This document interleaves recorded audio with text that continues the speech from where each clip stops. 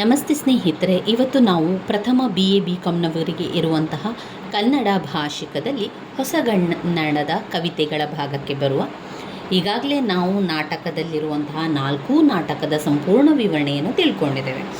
ನಾವು ಹೊಸಗನ್ನಡದ ಕವಿತೆಯಲ್ಲಿ ಬರುವಂಥ ಕವಿತೆಗಳನ್ನು ನೋಡಿಕೊಳ್ಳುವ. ಇವತ್ತು ಘಟಕ 4ರಲ್ಲಿ ಬರುವಂತಹ ಕವಿತೆಯನ್ನು ನೋಡುವ, ಅದರ ವಿವರಣೆ ಸಾರಾಂಶವನ್ನೆಲ್ಲವನ್ನು ಕೂಡ ನೋಡ್ತಾ ಹೋಗುವ. ಘಟಕ 4ರಲ್ಲಿ 4 ಕವಿತೆಯನ್ನು ಕೊಟ್ಟಿದ್ದಾರೆ. ನನ್ನ ಜನಗಳು, ಜಾಜಿ ಮಲ್ಲಿಗೆ, ರಂಗೋಲಿ ಮತ್ತು ಹುಡುಗ, ರಾಣಿ ತಿಮ್ಮಿಯ ಸಿಂಹಾಸನ. ರಂಗೋಲಿ ಮತ್ತು ಮಗ ಕೂಡ ಆಗ್ತದೆ, ರಂಗೋಲಿ ಮತ್ತು ಹುಡುಗ ಅಂತ ಕೂಡ ಇದೆ. ನನ್ನ ಜನಗಳು ಕವಿತೆಯನ್ನು ಬರೆದವರು ಡಾಕ್ಟರ್ ಸಿದ್ಧಲಿಂಗಯ್ಯ. ಜಾಜಿ ಮಲ್ಲಿಗೆ ಕವಿತೆಯನ್ನು ಬರೆದವರು ಡಾಕ್ಟರ್ ಸತ್ಯಾನಂದ ಪಾತ್ರೋಟ. ರಂಗೋಲಿ ಮತ್ತು ಹುಡುಗ ಕವಿತೆಯನ್ನು ಬರೆದವರು ಡಾಕ್ಟರ್ ನಿಸಾರ್ ಅಹಮದ್. ರಾಣಿ ತಿಮ್ಮಿಯ ಸಿಂಹಾಸನ ಕವಿತೆಯನ್ನು ಬರೆದವರು ವಿಜಯ ದಬ್ಬೆಯವರು.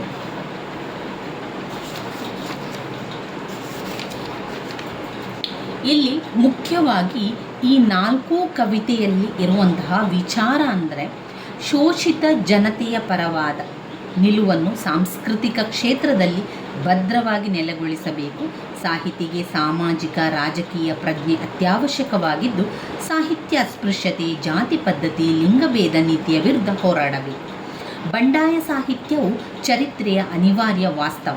ಸಾಹಿತ್ಯ ಮತ್ತು ಸಮಾಜದ ಇತರ ಭಾಗಗಳ ಪರಸ್ಪರ ಸಂಬಂಧ ಮಹತ್ವದ್ದಾಗಿರುವುದರಿಂದ ಸಾಹಿತಿ ತನ್ನ ಪರಿಸರದ ಎಲ್ಲ ಅಂಶಗಳೊಂದಿಗೆ ಸಂಬಂಧವನ್ನು ಪಡೆದಿರುತ್ತಾನೆ. ಈ 4 ಕವಿತೆಯಲ್ಲಿ ನಮಗೆ ಮುಖ್ಯವಾಗಿ ಕಾಣಸಿಗುವಂಥದ್ದು ದಲಿತ ಸಂವೇದನೆ, ಮುಸ್ಲಿಂ ಸಂವೇದನೆ, ಸ್ತ್ರೀ ಸಂವೇದನೆ. ಈ 3 ಸಂವೇದನೆಗಳು ಈ ಒಂದು ಸಾಹಿತ್ಯ ಚಳುವಳಿ 3 ಮುಖ್ಯ ನೆಲೆಗಳನ್ನು ನಾವು ಗುರುತಿಸಿಕೊಳ್ಳಬಹುದಾಗಿರುವಂಥದ್ದು. ದಲಿತ ಸಂವೇದನೆ, ಮುಸ್ಲಿಂ ಸಂವೇದನೆ ಮತ್ತು ಸ್ತ್ರೀ ಸಂವೇದನೆಯಾಗಿರುವಂಥದ್ದು. ಇಲ್ಲಿ ಅವರು ಹೇಳಿರುವಂತೆ ಘಟಕದಲ್ಲಿ, ಈ 4ನೆಯ ಘಟಕದಲ್ಲಿ ಸಿದ್ಧಲಿಂಗಯ್ಯನವರ ನನ್ನ ಜನಗಳು, ಸತ್ಯಾನಂದ ಪಾತ್ರೋಟ ಅವರವರ ಜಾಜಿ ಮಲ್ಲಿಗೆ, ನಿಸಾರ್ ಅಹಮದ್ ಅವರ ರಂಗೋಲಿ ಮತ್ತು ಹುಡುಗ, ವಿಜಯ ದಬ್ಬೆಯವರ ರಾಣಿ ತಿಮ್ಮಿಯ ಸಿಂಹಾಸನ ಕವಿತೆಗಳನ್ನು ಇಲ್ಲಿ ಅವರು ಹೇಳುವಂಥದ್ದು. ಈ 4 ಕವಿತೆಗಳು ಕವಿಯತ್ರಿ ಆಧುನಿಕ ಕನ್ನಡ ಸಾಹಿತ್ಯ ಚರಿತ್ರೆಯಲ್ಲಿ 4ನೇ ಘಟಕ ಎಂದು ಹೆಸರಿಸಲಾದ ಲಲಿತ ಮತ್ತು ಬಂಡಾಯ ಸಾಹಿತ್ಯ ಘಟಕದಲ್ಲಿ ಬರೆದಿರುವುದು. ಲಲಿತ ಮತ್ತು ದಲಿತ ಮತ್ತು ಬಂಡಾಯ ಸಾಹಿತ್ಯದ ಘಟ್ಟದಲ್ಲಿ ಬರೆಯುವಂಥದ್ದು. ದಲಿತ ಮತ್ತು ಬಂಡಾಯ ಸಾಹಿತ್ಯದ ಸ್ಥೂಲ ಪರಿಚಯವನ್ನು ಇಲ್ಲಿ ನಮಗೆ ತಿಳಿಸುವಂಥದ್ದು.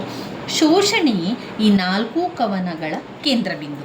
ಈಗ ಇದರಲ್ಲಿ 4 ಕವಿತೆ ಇದೆ ನೋಡಿ, ಜೊತೆಯಾಗಿ ನೀವು ನೋಡಿಕೊಂಡ್ರೆ ಎಲ್ಲದಕ್ಕೂ ಕೂಡ ವಿವರಣೆ ಬರಲಿಕ್ಕೆ ತುಂಬಾ ನಮಗೆ ಸಹಾಯ ಆಗ್ತದೆ. ನನ್ನ ಜನಗಳು, ಜಾಜಿ ಮಲ್ಲಿಗೆ, ರಂಗೋಲಿ ಮತ್ತು ಹುಡುಗ, ರಾಣಿ ತಿಮ್ಮಿಯ ಸಿಂಹಾಸನ. ಈ 4 ಕವಿತೆ ಏನು ನಮಗೆ ತಿಳಿಸ್ಕೊಡ್ತದೆ ಅಂತ ಹೇಳಿದರೆ, ಶೋಷಣೆಯೇ ಈ ಕವನದ ಕೇಂದ್ರ ಬಿಂದುವಾಗಿರುವಂಥದ್ದು. ವಿದ್ಯಾರ್ಥಿಗಳು ದಲಿತ ಮತ್ತು ಬಂಡಾಯ ಸಾಹಿತ್ಯದ ಸ್ಥೂಲ ಪರಿಚಯವಿಲ್ಲದೆ ಈ 4 ಕವಿತೆಗಳನ್ನು ಅಭ್ಯಾಸ ಮಾಡುವುದು ಅಸಾಧ್ಯ. ಆಯಾ ಕವಿಗಳ ಹಿನ್ನೆಲೆಯಲ್ಲೂ ಸ್ಥೂಲ ಪರಿಚಯವನ್ನು ಕವಿತೆಯೊಂದಿಗೆ ವಿದ್ಯಾರ್ಥಿಗಳು ಅಭ್ಯಾಸವನ್ನು ಮಾಡ್ತಾ ಹೋಗಬೇಕು. ಮುಖ್ಯವಾಗಿ ಇಲ್ಲಿ ದಲಿತ ಸಂವೇದನೆ, ಮುಸ್ಲಿಂ ಸಂವೇದನೆ, ಸ್ತ್ರೀ ಸಂವೇದನೆ ಬಗ್ಗೆ ನಮಗೆ ತಿಳಿಯುವಂಥದ್ದು. ನಾವು ಮೊದಲಿಗೆ ನನ್ನ ಜನಗಳು ಕವಿತೆಯನ್ನು ನೋಡುವ. ಡಾಕ್ಟರ್ ಸಿದ್ಧಲಿಂಗಯ್ಯನವರ ನನ್ನ ಜನಗಳು. ಹಸಿವಿನಿಂದ ಸತ್ತೋರು, ಸೈಜುಗಲ್ಲು ಹೊತ್ತೋರು, ಒದೆಸಿಕೊಂಡು ಹೊರಗಿದೋರು ನನ್ನ ಜನಗಳು. ಕಾಲು ಕೈ ಹಿಡಿಯೋರು, ಕೈ ಮಡಸಿಕೊಳ್ಳೋರು, ಭಕ್ತರಪ್ಪ ಭಕ್ತರೋ ನನ್ನ ಜನಗಳು. ಹೊಲವನುತ್ತು ಬಿತ್ತೋರು, ಬೆಳೆಯ ಕೊಯ್ದು ಬೆವರೋರು, ಬಿಸಿಲಿನಲ್ಲಿ ಬೇವೋರು ನನ್ನ ಜನಗಳು. ಬರಿಗೈಲೇ ಬಂದೋರು, ಉಸ್ಸೆಂದು ಕೂತೋರು, ಹೊಟ್ಟೆ ಬಟ್ಟೆ ಕಟ್ಟಿರೋರು ನನ್ನ ಜನಗಳು. ಮಾಳಿಗೆಗಳ ಎತ್ತಿರೋರು, ಬಂಗಲೆಗಳ ಕಟ್ಟಿರೋರು, ತಳಾದಿಗೆ ಸಿಕ್ಕಿರೋರು ನನ್ನ ಜನಗಳು. ಬೀದಿಯಲ್ಲಿ ಬಿದ್ದೋರು, ಸದ್ದಿಲ್ಲದೆ ಇದ್ದೋರು, ಒಳಗೊಳಗೆ ಅತ್ತೋರು ನನ್ನ ಜನಗಳು. ಬಡ್ಡಿಯನ್ನು ತೆತ್ತೋರು, ಭಾಷಣಗಳ ಬೆಂಕಿಯಲ್ಲಿ ಬೆಂದು ಬೂದಿಯಾದೋರು ನನ್ನ ಜನಗಳು. ಪರಮಾತ್ಮನ ಹೆಸರು ಹೇಳಿ ಪರಮಾನ್ನ ಉಂಡ ಜನಕ್ಕೆ ಬೂಟು ಮೆಟ್ಟು ಹೊಲೆದೋರು ನನ್ನ ಜನಗಳು. ಚಿನ್ನವನ್ನು ತೆಗೆಯೋರು, ಅನ್ನವನ್ನು ಕಾಣದೋರು, ಬಟ್ಟೆಯನ್ನು ನೇಯೋರು, ಬರಿಮೇಲೆ ಹೋಗೋರು. ಹೇಳಿದಂತೆ ಕೇಳುತ್ತಾರೆ ನನ್ನ ಜನಗಳು, ಗಾಳಿಯಲ್ಲೇ ಬಾಳುತ್ತಾರೆ ನನ್ನ ಜನಗಳು. ನನ್ನ ಜನಗಳು ಕವಿತೆಯನ್ನು ಬರೆದವರು ಡಾಕ್ಟರ್ ಸಿದ್ಧಲಿಂಗಯ್ಯನವರು. ಡಾಕ್ಟರ್ ಸಿದ್ಧಲಿಂಗಯ್ಯನವರು ನನ್ನ ಜನಗಳು ಕವಿತೆಯನ್ನು ಬರೆದಿರ್ತಾರೆ. ಕನ್ನಡ ದಲಿತ ಸಾಹಿತ್ಯದ ಆದಿಕವಿ ಸಿದ್ಧಲಿಂಗಯ್ಯನವರು ಹೊಲೆ ಮಾದಿಗರ ಹಾಡು ಕನ್ನಡ ದಲಿತ ಸಾಹಿತ್ಯದ ಮೊಟ್ಟ ಮೊದಲ ಪ್ರಾತಿನಿಧಿಕ ಕಾವ್ಯಕೃತಿಯಾಗಿದೆ.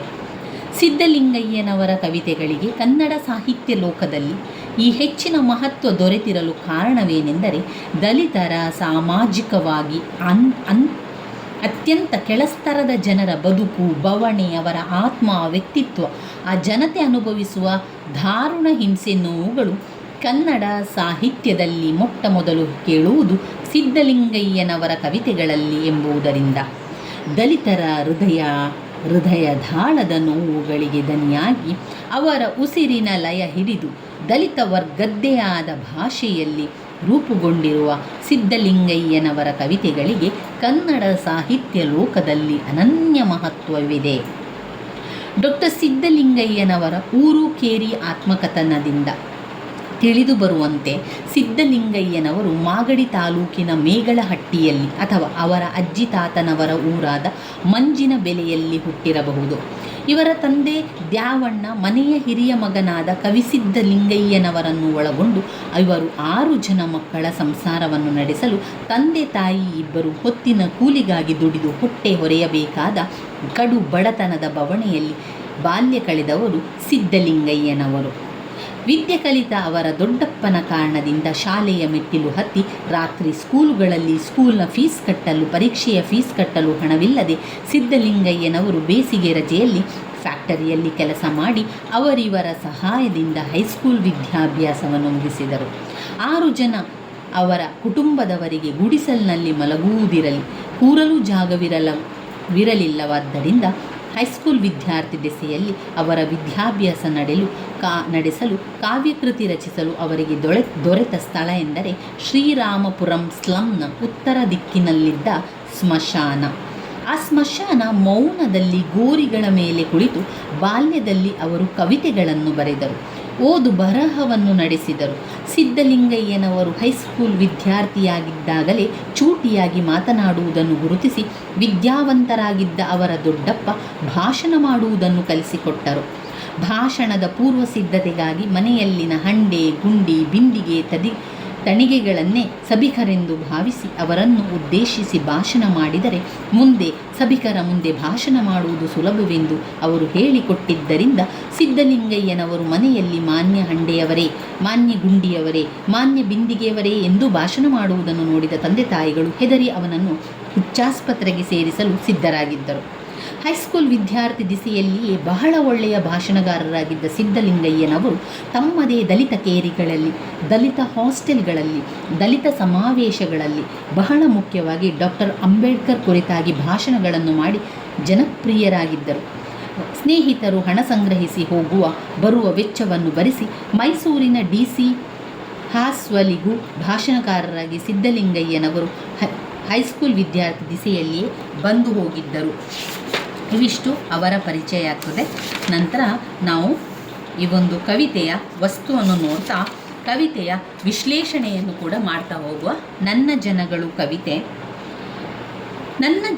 ಕವಿತೆಯ ಶೀರ್ಷಿಕೆಯೇ ಸೂಚಿಸುತ್ತಿರುವಂತೆ ಕವಿಯ ಜನಗಳು ಒಡನಾಡಿದ ಗುಡಿಸಲುಗಳಲ್ಲಿ, ದಲಿತ ಕೇರಿಗಳಲ್ಲಿ ಬದುಕುವ ದಲಿತ ಜನಾಂಗದವರನ್ನು ಕುರಿತಾಗಿತ್ತು. ಅವರ ಬದುಕು ಬವಣೆಗಳನ್ನು ಕಟ್ಟಿಕೊಡುವಂತಹ ಉದ್ದೇಶದಿಂದ ಕವಿತೆ ರೂಪುಗೊಂಡಿರುವಂಥದ್ದು. ಅಂದರೆ ಒಮ್ಮೆ ಭೂಮಿ ಒಡೆಯರಾಗಿದ್ದವರು ಸಾಮಾಜಿಕ ಅನ್ಯಾಯಕ್ಕೆ ಸಿಲುಕಿ ಭೂಮಿಯನ್ನು ಕಳೆದುಕೊಂಡವರ ಬದುಕು, ದೊಡ್ಡ ದೊಡ್ಡ ಬಂಗಲೆಗಳನ್ನು ಕಟ್ಟಲು ಇಟ್ಟಿಗೆಗಳಾಗಿ ದುಡಿದರೂ ನೆಲೆಯಿಲ್ಲದೆ ಬಿಸಿಲಿನಲ್ಲಿ ನಿಲ್ಲುವ ಬದುಕು, ಹೊಲವನ್ನು ಉತ್ತಿ ಬಿತ್ತಿ ಬಿಸಿಲಿನಲ್ಲಿ ಬೆವರು ಹರಿಸಿ ದುಡಿದರೂ ಹಸಿವನ್ನು ಭರಿಸಲಾರದ ಜನರ ಬದುಕಿನ ತಾಪವೆಂತಹದು, ಸಾಮಾಜಿಕ ದೌರ್ಜನ್ಯಕ್ಕೆ ಸಿಲುಕಿದವರ ಬದುಕಿನ ಬವಣೆ ಪಟ್ಟಪಾಡು ಉಸಿರಿನ ಗತಿಗಳಂಥದ್ದು ಎಂದು ಕವಿ ಚಿತ್ರಿಸಲು ಪ್ರಯತ್ನಿಸಿದ್ದಾರೆ. ಕವಿತೆಯ ವಿಶ್ಲೇಷಣೆಯನ್ನು ನೋಡ್ತಾ ಹೋಗುವ. ನನ್ನ ಜನಗಳು ಕವಿತೆ ಡಾಕ್ಟರ್ ಸಿದ್ಧಲಿಂಗಯ್ಯನವರ ಪ್ರಥಮ ಕವನ ಸಂಕಲನವಾದ ಹೊಲೆ ಮಾದಿಗರ ಹಾಡು ಎಂಬ ಕವನ ಸಂಕಲನದಿಂದ ಮೊಟ್ಟ ಮೊದಲ ಕವಿತೆಯಾಗಿದೆ. ಈ ಹಿಂದೆ ಕವಿ ಪರಿಚಯದಲ್ಲಿ ಗುರುತಿಸಿಕೊಂಡಂತೆ ಡಾಕ್ಟರ್ ಸಿದ್ಧಲಿಂಗಯ್ಯನವರ ಸಮಗ್ರ ಕವಿತೆಗಳ ಕೇಂದ್ರಬಿಂದು ಅಥವಾ ಅವರ ಕವಿತೆಗಳಲ್ಲಿ ಕ್ರಿಯಾಶೀಲರಾಗುವ ಜಗತ್ತೆಂದರೆ ಅವರ ಜನಗಳು, ಅಂದರೆ ದಲಿತ ಜನಾಂಗ, ಅವರ ಬದುಕು ಬವಣೆ, ಅವರ ಹಸುವಿನ ಕೂಗು, ಅವರು ಪಟ್ಟ ಪಾಡು, ಹಾಡಿದ ಹಾಡು, ಕಂಡ ಕನಸು ಅವರ ಕವಿತೆಗಳ ಕೇಂದ್ರ. ಪ್ರಸ್ತುತ ನನ್ನ ಜನಗಳು ಕವಿತೆ ಕೂಡ ಅದೇ ಜನರನ್ನು, ಅಂದರೆ ದಲಿತ ಜನಾಂಗವನ್ನು, ಅವರ ಬದುಕನ್ನು ಕುರಿತು ರಚಿಸಿದ ಕವಿತೆಯಾಗಿದ್ದು ಸಿದ್ಧಲಿಂಗಯ್ಯನವರ ಜನಪ್ರಿಯ ಕವಿತೆಗಳಲ್ಲಿ ಒಂದಾಗಿದೆ.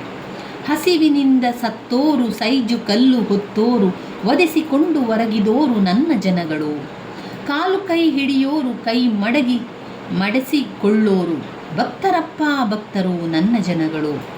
ಇಲ್ಲಿ ಅವರು ನಮ್ಮ ಸಮಾಜದಲ್ಲಿ ಶತಮಾನಗಳಿಂದ ಇರುವಂತಹ ವ್ಯವಸ್ಥೆಯನ್ನು ಅವರು ತಿಳಿಸ್ತಾ ಇದ್ದಾರೆ. ಜಾತಿ ಮತಗಳ ವ್ಯವಸ್ಥೆಯನ್ನು ಅವರು ರೂಪಿಸಿ ದಲಿತ ವರ್ಗವನ್ನು ಕನಿಷ್ಠ ವರ್ಗವೆಂದು, ಸಮಾಜದ ಅತ್ಯಂತ ಕೆಳಶ್ರೇಣಿ ಎಂದು ಪರಿಗಣಿಸಿ ಊರಿನಿಂದ ಹೊರಗೆ ಇಟ್ಟು ಅವರ ಒಂದು ನೆರಳೂ ನಮಗೆ ಸೋಕದಂತೆ ಅವರನ್ನು ಅಸ್ಪೃಶ್ಯರು ಎಂದು ಪರಿಗಣಿಸಿ ಬಹು ವ್ಯವಸ್ಥಿತವಾಗಿ ಶೋಷಣೆಯನ್ನು ನಡೆಸಿಕೊಂಡು ಬಂದಿರುತ್ತಾರೆ. ಇಂತಹ ಅಮಾನವೀಯ ಪದ್ಧತಿ ಇರುವಂತಹ ನಮ್ಮ ಈ ಒಂದು ಸಮಾಜವು ಉದ್ಧಾರವಾಗುವುದು ಸಾಧ್ಯವಿಲ್ಲವೆಂಬುದು ಬುದ್ಧ, ಬಸವಣ್ಣನವರು, ಗಾಂಧೀಜಿಯವರು, ಅಂಬೇಡ್ಕರ್ ಅವರು ಇಂತಹ ಸಾಮಾಜಿಕ ಪರಿಸರದ ವಿರುದ್ಧ ದೊಡ್ಡ ಆಂದೋಲನವನ್ನೇ ರೂಪಿಸಿದರು. ಶತಮಾನಗಳಿಂದಲೂ ಈ ಬಂಡೆಯಂತಹ ವ್ಯವಸ್ಥೆಗೆ ಹಾಗೆ ಉಳಿದುಕೊಳ್ಳಲು ಬಂದಿರುವುದು ನಮ್ಮ ಸಾಮಾಜಿಕ ಬದುಕಿನ ಬಹುದೊಡ್ಡ ವಿಪರ್ಯಾಸ. ಇಂತಹ ಕೆಳವರ್ಗದ ಬದುಕಿನ ಲಯಗಳೇನು, ಅವರ ನಿಟ್ಟುಸುರಿನ ಹಿಂದಿರುಗುವ ದಾರುಣತೆಯಂತಹದು ಎಂದು ಕವಿತೆ ಈ ಒಂದು ಮೇಲಿನ ಸಾಲುಗಳನ್ನು ಕಟ್ಟಿಕೊಡಲು ಪ್ರಯತ್ನಿಸಿದೆ. ಎರಡೊತ್ತಿನ ಊಟಕ್ಕಾಗಿ ಎಷ್ಟೇ ಕಷ್ಟಪಟ್ಟು ದುಡಿದರೂ ಕೂಡ ಹಸಿವೆಯಿಂದ ಸಾಯುವಂತಹ ಪರಿಸ್ಥಿತಿ ಇವರುಗಳ ಬದುಕಿನಲ್ಲೇ ಇದೆ. ಹಣವಂತರಾದ, ಸಿರಿವಂತರಾದ, ಉಳ್ಳಂತಹ ಮೇಲ್ವರ್ಗಗಳು ಇಂತಹವರನ್ನು ಬದುಕನ್ನು ನಿರ್ದಯವಾಗಿ ಕಡೆಗಣಿಸುತ್ತಲೇ ಬದುಕುತ್ತದೆ. ಕಾಲಿನಿಂದ ಒದ್ದವರ ಕಾಲನ್ನು ಹಿಡಿದು ಅವರೆದುರು ಕೈ ಮಡಚಿಯೇ ಬದುಕಿದರೂ ಬದುಕನ್ನು ಕಾಣುವುದು ಇಂತಹ ಜನರು ಕಠಿಣ. ಹೊಲವ ನುತ್ತು ಬಿತ್ತೋರು, ಬೆಳೆಯ ಕೊಯ್ದು ಬೆವರೋರು, ಬಿಸಿಲಿನಲ್ಲಿ ಬೇಯೋರು ನನ್ನ ಜನಗಳು, ಬರಿಗೈಲೆ ಬಂದೋರು, ಉಸ್ಸೆಂದು ಕೂತೋರು, ಹೊಟ್ಟೆ ಬಟ್ಟೆ ಕಟ್ಟಿರೋದು ನನ್ನ ಜನಗಳು. ಮಾಳಿಗೆಗಳ ಎತ್ತಿರೋರು, ಬಂಗಲೆಗಳ ಕಟ್ಟಿದೋರು, ತಳಾದೀತೆ ಸಿಕ್ಕಿದೋರು ನನ್ನ ಜನಗಳು, ಬೀದಿಯಲ್ಲಿ ಬಿದ್ದೋರು, ಸದ್ದಿಲ್ಲದೆ ಇದ್ದೋರು, ಒಳಗೊಳಗೆ ಅತ್ತೋರು ನನ್ನ ಜನಗಳು.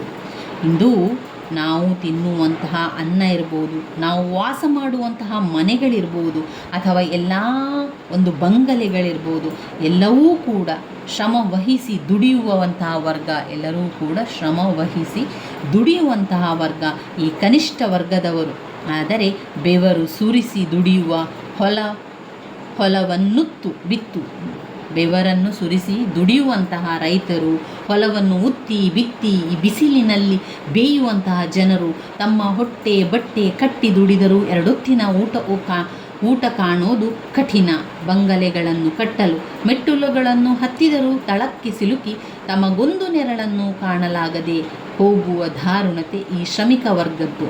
ಅವರ ಕಣ್ಣಿನಿಂದ ಹರಿಯುವ ಕಂಬನಿ ಈ ಸಮಾಜ ನಿರ್ದಯವಾಗಿರುವುದರಿಂದ ಅವರು ಯಾರಿಗೂ ಕಾಣದಂತೆ ಒಳಗೊಳಗೆ ಅತ್ತಂತಹ ಜನಗಳು.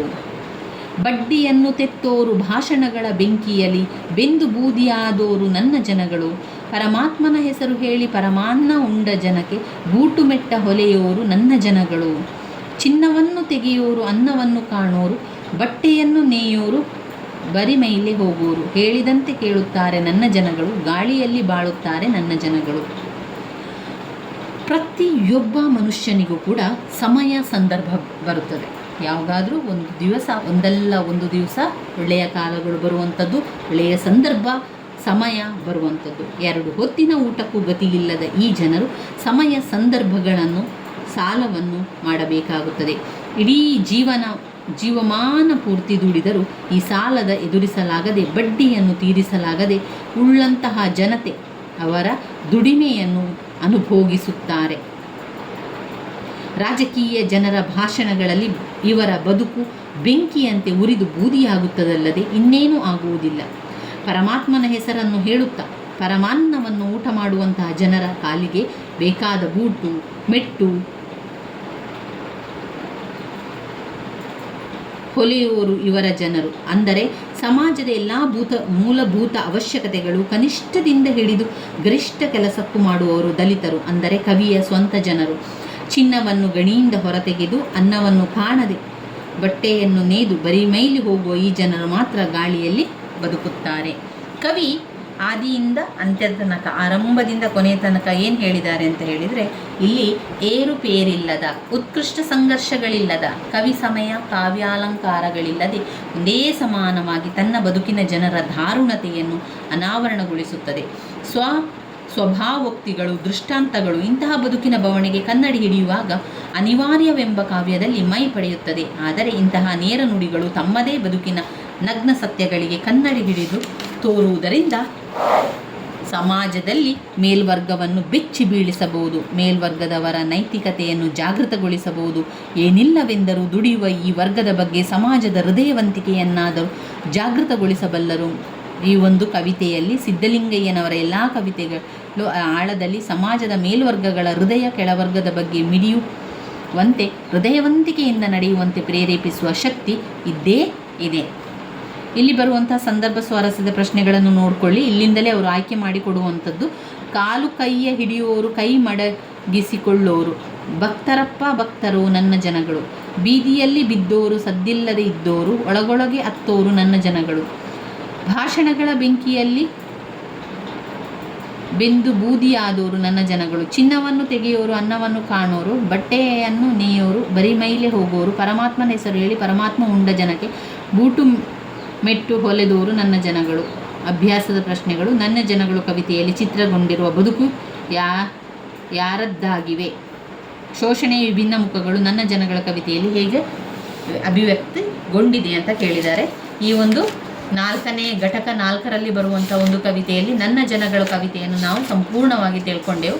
ಅದರಲ್ಲಿ ಮುಂದೆ ಬರುವಂತಹ ಒಂದು ಕವಿತೆ ಎನ್ನುವಂಥದ್ದು ಅದು ಜಾಜಿ ಮಲ್ಲಿಗೆ. ಜಾಜಿ ಮಲ್ಲಿಗೆ ಮುಂದಿನ ವಿಡಿಯೋದಲ್ಲಿ ನಾವು ಜಾಜಿ ಮಲ್ಲಿಗೆಯ ಬಗ್ಗೆ ತಿಳ್ಕೊಳ್ಳುವ. ಜಾಜಿ ಮಲ್ಲಿಗೆ ಸಂಪೂರ್ಣ ವಿಶ್ಲೇಷಣೆ, ಕವಿತೆಯ ವಿಶ್ಲೇಷಣೆ ಎಲ್ಲವನ್ನು ಕೂಡ ನಾವು ಮುಂದಿನ ವಿಡಿಯೋದಲ್ಲಿ ತಿಳ್ಕೊಳ್ಳೋ ಸ್ನೇಹಿತರೆ.